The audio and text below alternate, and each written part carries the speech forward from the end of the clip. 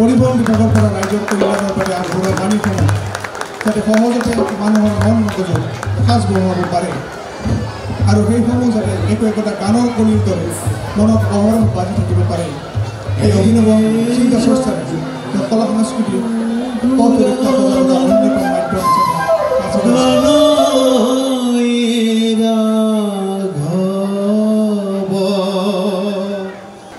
আমাৰ সভাপতি মহোদয়ে শ্ৰী সত্যেন্দ্ৰ মহাদেৱ মই গৌতম দাস দেৱক এখন ফুলাম গামোচাৰে সম্বৰ্ধনা জনাবলৈ অনুৰোধ জনাইছোঁ।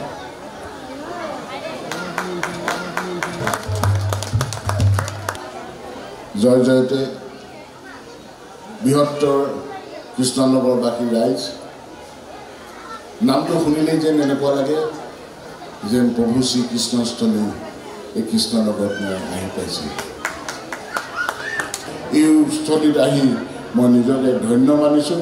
বিশেষকৈ মই অসম চৰকাৰৰ এজন পৰিবহণ বিভাগৰ এজন কৰ্মী হিচাপে আজি আপোনালোকৰ মাজত আহি উপস্থিত হ'ব পাৰে নথৈ আনন্দিত হৈছোঁ। অসমখনক আগুৱাই নি বৰ্তমান চৰকাৰৰ যিটো মাননীয় মুখ্যমন্ত্ৰীৰ যিটো প্ৰচেষ্টা অসমখনক ভাৰতবৰ্ষৰ 5খন ৰাজ্যৰ ভিতৰত এখন ৰাজ্য হিচাপে গঢ়িব লাগে। আমি যেন সকলোৱে একত্ৰিত হৈ এই 5খন ৰাজ্যৰ ভিতৰত আমাৰ সাংস্কৃতিক আমাৰ যিটো জাতিৰ সাহসৰ প্ৰতীক এই বহাগ বিহুৰ জৰিয়তে আমি সকলো আমাৰ জাতিটোৰ যাতে প্ৰাণ লৈ আমি আগবাঢ়ি যাব লাগিব। আমি সকলো দিশত সৰ্বতোপ্ৰকাৰে উন্নয়ন হৈ উন্নতি আগবাঢ়ি আমি সমাজখনক আগবঢ়াই লৈ লাগিব। সেয়েহে মই অসম চৰকাৰৰ পৰিবহণ বিভাগৰ ফালৰ পৰা জয় জয়তে আপোনালোকলৈ প্ৰথমতে মই সমূহ কৃষ্ণনগৰবাসী ৰাইজক আমি অসম পৰিবহণৰ ফালৰ পৰা সেৱা যাচিছোঁ, লগতে মোৰ পৰিয়ালৰ ফালৰ পৰা সেৱা যাচিছোঁ। কৃষ্ণ।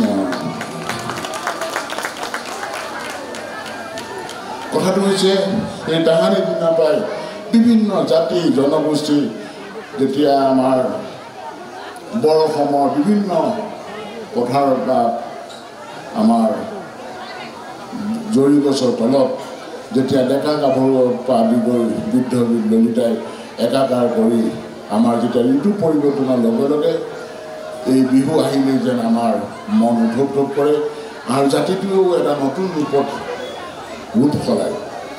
আমাৰ জাতি আমাৰ যেনেকৈ কাপোৰযোৰ পুৰণা বস্ত্ৰটো আঁতৰাই নতুন বস্ত্ৰ পিন্ধি যেন জাতিটোৱেও আমাৰ প্ৰকৃতিৰ লগে লগে নিজৰ ৰূপ সলায় এটা নতুন ৰূপ লৈ এটা জাতিটোৱে শক্তিশালী ৰূপত সংস্কৃতিৰ সেই বিহু উদযাপিত কৰিছিলে। পৰৱৰ্তী সময়ত স্বৰ্গদেউ ৰুদ্ৰসিংহৰ সময়ত সেই বিহুটো আনি ৰংঘৰৰ বাকৰিত তেখেতে প্ৰতিষ্ঠা কৰি স্বীকৃতি দিলে। অসমীয়াৰ এই বিহু বৰ অসমৰ বিভিন্ন জাতি জনগোষ্ঠীৰ আমাৰ হিয়াৰ আমঠু বহাগ বিহুটো এটা জাতিৰ এটা শক্তিশালী ৰূপত এটা জাতিৰ সাহসৰ প্ৰতীক হিচাপে চিহ্নিত কৰি আৰু তাহানি দিনৰ পৰাই এই বিহুৱে যেন আমাৰ জাতিৰ পৰিচয়। এই বিহু যেন থকালৈকে অসমীয়া জাতি থাকিব, অসমীয়া জাতি থকালৈকে যেন বিহু থাকিব।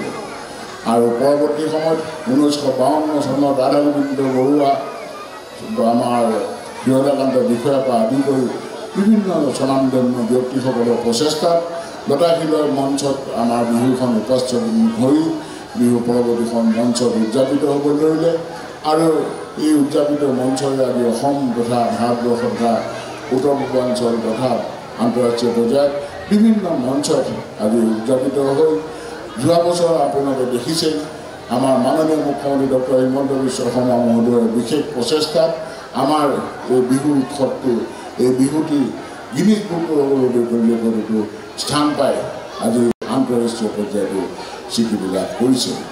আমি সঁচাকৈ খুব গৌৰৱান্বিত।